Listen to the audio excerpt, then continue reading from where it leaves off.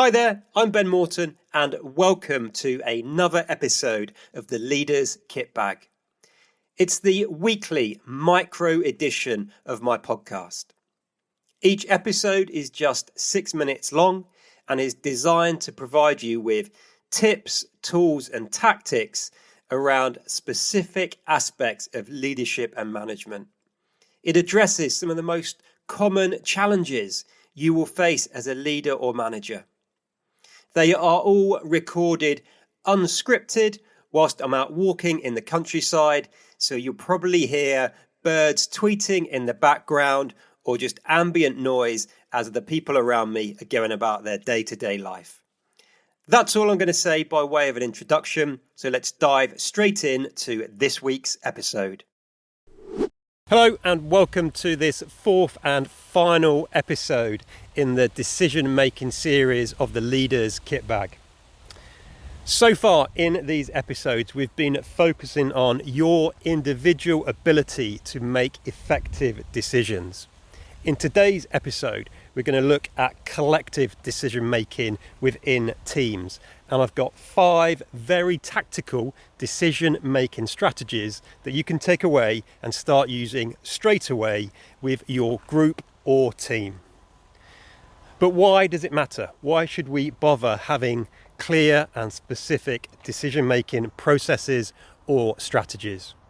Well, a Bain & Company research report found that those organisations that have decision-making processes in place are 53% more likely to outperform their competitors. The first strategy for you is what we call authoritative decision-making. In this situation, it is the leader that controls the information and the decision. This decision-making strategy is appropriate when the leader has all of the relevant knowledge and data, when time is critical, or when the team are likely to support the decision regardless. The benefits of this are that it's quick. The downsides are that it's not particularly participative and there's a lack of group responsibility around the decision. The second decision-making strategy is consultative. Here the leader will go out and consult, discuss, gather information from experts so the knowledge is pooled, but the decision-making responsibility remains with the leader. Now this is more participative, but there is still a danger that not everybody will support the decision and there still remains a lack of group responsibility and potentially commitment to the final decision. The third decision-making strategy available to you is majority vote. In this situation, the information and the ultimate decision, responsibility for the ultimate decision, is shared across the entire team. Everybody is fully involved. Now this is appropriate where the decision is likely to impact everybody and when everybody has information or knowledge relating to the decision that needs to be made. The danger here is that you still may not get full commitment to the decision. For example, take a team of 10 people who put a decision to majority vote. You could get a 6v4 split, which means 4 people in the team may be actively against the final decision.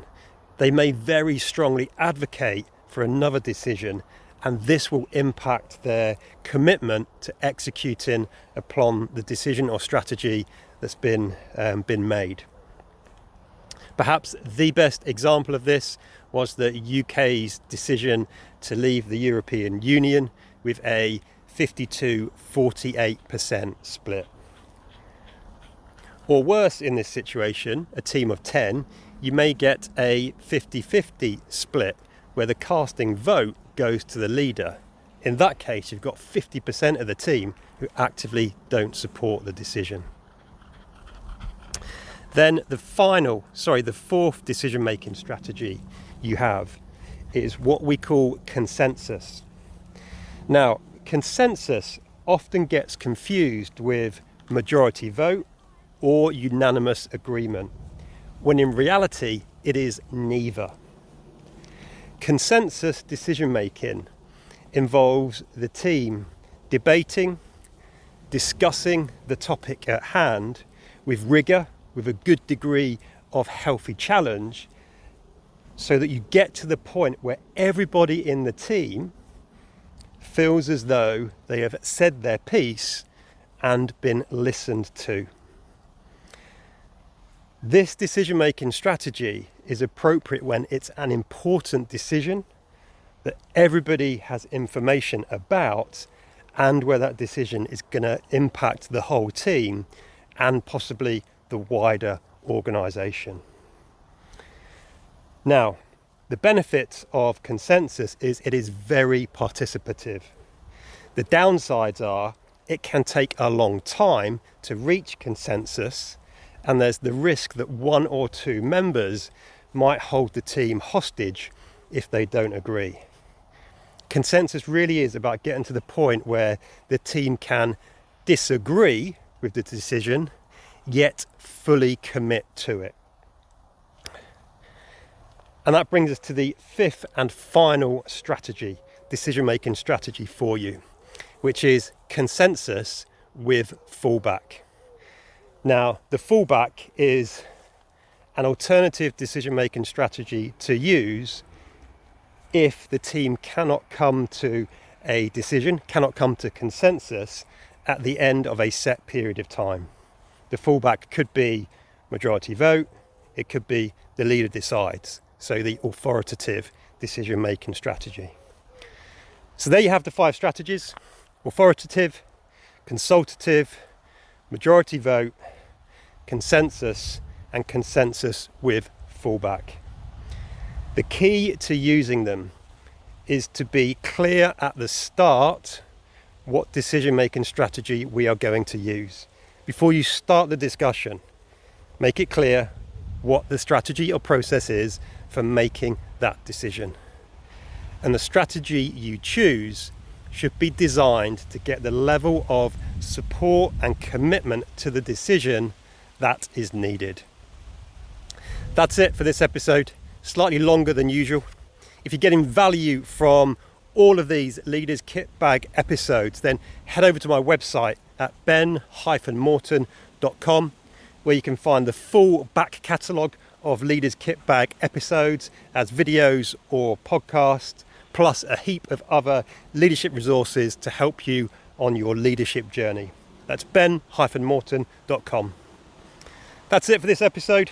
As always, look after yourself, look after those you've got the privilege and responsibility to lead. And until next time, lead on.